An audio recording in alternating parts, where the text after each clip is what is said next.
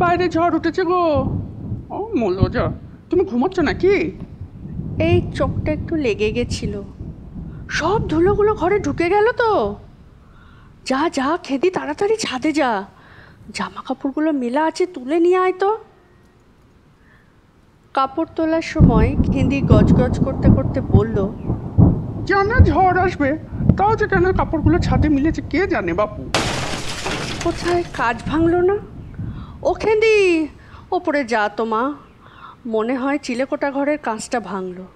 আমি বাপু আর ওপরে যেতে পারবো না। ও খেদি, লক্ষ্মী মেয়ে আমার, মা আমার, যা। কাল থেকে আমার হাঁটুর ব্যথাটা বেড়েছে রে, আজ একটা ব্যথার ওষুধ খেতে হবে দেখছি।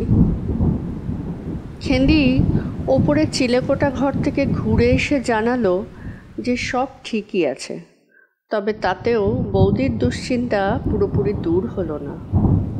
বৌদি খেন্দিকে বলতে লাগলো, বলে হারি তোর দাদাকে, বেরোনোর সময় বারবার করে বলে দিলাম, আজ অন্তত তাড়াতাড়ি বাড়ি ফিরে এসো। ঝড় শুরু হয়ে গেল, অথচ তার পাত্তা নেই। রূপু বাথরুম থেকে বেরিয়ে তার মাকে বলল, বাইরে তো ঝড় শুরু হয়েছে, তবে তুমি আর খেঁদি পিসি যা শুরু করেছো, তাতে মনে হচ্ছে আমাদের ঘরেই কিছুক্ষণের জন্য ঝড় বয়ে গেল। জানিস তো রূপু, আমাদের বাড়িতে কোথাও না একটা কাঁচ ভেঙেছে, দেখ তো একটু। বাথরুমের কাঁচ? চিন্তা করো না তো অত, নতুন কাঁচ লাগিয়ে নিলেই হবে। যা, আলো চলে গেল গো, কখন আসবে কি জানে। একারামে রক্ষে নেই, আবার সুখের দোসর। রূপুর বাবা মানে গৌতমবাবু আজ ঠিক সময়ে বাড়ি ফিরতে পারলেন না।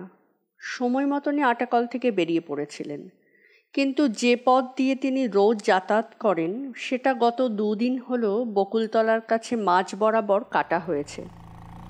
অগত্যা গৌতমবাবুকে বাইক নিয়ে আজও ওই মাঠের পথ দিয়েই যেতে হলো। চারিদিকে ধুধু করছে ফাঁকা মাঠ, আর মধ্যিখানে একটি ভাঙাচোরা পোড়ো বাড়ি আছে। বাড়িটির পাশেই একটি বেশ বড় আর অনেক পুরনো তেঁতুল গাছ আছে। বাড়িটির গায়ে অনেক বট, অশ্বত্থ, নানা রকমের ছোট বড় আগাছা সব জন্মেছে। বাড়ির ভিতর এবং বাইরেও একদম জঙ্গলে ভর্তি হয়ে গেছে। দিনের বেলাতেও বাড়িটির পাশ দিয়ে পেরোতে গাটা বেশ ছমছম করে। স্থানীয় মানুষজন দিনের বেলায় এদিকটায় সেরকম যাতায়াত কমই করে, কিন্তু সূর্য ডোবার পর তো তাদের টিকিটিও পাওয়া যায় না। হ্যাঁ, যদি না কারোর কোনো বিশেষ প্রয়োজন থাকে তো। এই যেমন ধরুন, এখন গৌতমবাবুকে ওই ঘুরপথে বাড়ি ফিরতে হবে। এমনিতে রোজ রাত 8টা নাগাদ তিনি বাড়ি ফেরেন।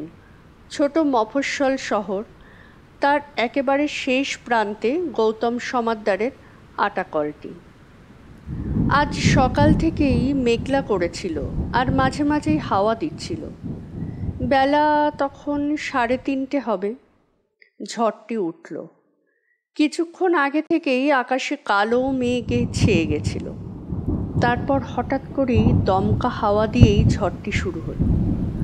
গৌতমবাবু তখন ওই পোড়ো বাড়িটির ঠিক কাছাকাছি, তখনই ঝড়টি উঠল। ধুলোতে কিছুই ঠিক করে দেখা যাচ্ছে না, চোখে বালি ঢুকছে, গাড়ি ঠিক করে চালানো যাচ্ছে না।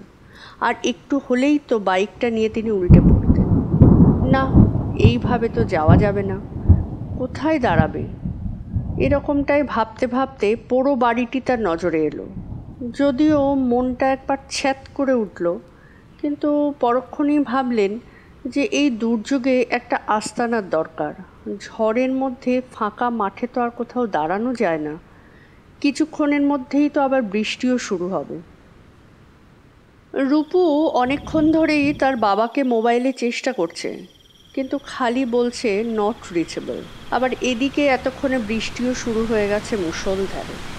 গৌতমবাবু ওই পোড়ো বাড়িটিতে তার মোবাইলের আলো জ্বেলেই ঢুকলেন, কারণ যা অবস্থা, ঝোপঝাড়ে ভর্তি, বাড়ির ভিতরটাতেও জঙ্গল। কিন্তু একটু আশ্চর্যের ব্যাপার, একটি ঘর তারই মধ্যে যেন ছিমছাম। সেই ঘরেরই একটি কোণে একটা বসার জায়গাও তিনি দেখতে পেলেন এবং সেখানে গিয়ে তিনি বসলেন। আর তারপর তিনি মোবাইলে বাড়িতে ফোন করার জন্য চেষ্টা করছিলেন, কিন্তু টাওয়ারই পাচ্ছেন না। কারণ তিনি ভালো মতন জানেন যে তার গিন্নি এতক্ষণে তার চিন্তায় চিন্তায় প্রেশার উঠিয়ে ফেলেছে। ঘরের ইনভার্টারটা খারাপ হয়েছে বেশ কমাস হলো। এমার্জেন্সি লাইটটাতেও বেশি চার্জ নেই। তাই রূপু ঠাকুরঘর থেকে একটা মোমবাতি জোগাড় করে রেখে দিয়েছে। এদিকে আবার রূপুর খেঁদি পিসি বসে বসেই নাক ডেকে ঘুমাচ্ছে। অভাব, অভিযোগ, দুঃখ, কষ্ট, যন্ত্রণা, দুশ্চিন্তা, উদ্বেগ সব কিছুর মাঝে মুখের অমলিন হাসিটা নিয়ে জগতের যা কিছু কঠিন তাকে উপেক্ষা করে সহজভাবে এগিয়ে যেতে বোধ করি খেন্দিরাই পারে। সময়টা তখন ওই সন্ধে 6টা সাড়ে 6টা হবে। গৌতমবাবু একা বসে থাকতে থাকতে কিছুক্ষণের জন্য তার চোখটা লেগে গেছিল। এই খাবারটুকু খেয়ে নেন। মেয়েটির গলার আওয়াজে গৌতমবাবু পেছন দিকে ঘুরে তাকালেন। একটি অপূর্ব সুন্দরী মেয়ের এক হাতে চা আর এক হাতে লুচি তরকারি নিয়ে পরনে শাড়ি। গৌতমবাবু তার চোখটা ভালো করে কচলে দেখলেন যে তিনি যা দেখলেন তা সবই সত্যি। ঘরের ভিতরটা একেবারে পাল্টে গেছে। তিনি কোথায় চলে এসেছেন? ঘরটি বেশ ছিমছাম, আসবাবপত্র দিয়েও বেশ সুন্দর করে সাজানো। মেয়েটি আবারও বলল যে বেশি না ভেবে এই খাবারটুকু খেয়ে নিন। প্রকৃতই এত সুন্দরী মেয়ে তিনি আগে কখনোই দেখেননি। তার মুখের ওপর থেকে একরকম জোর করেই নজরখানা তিনি সরালেন।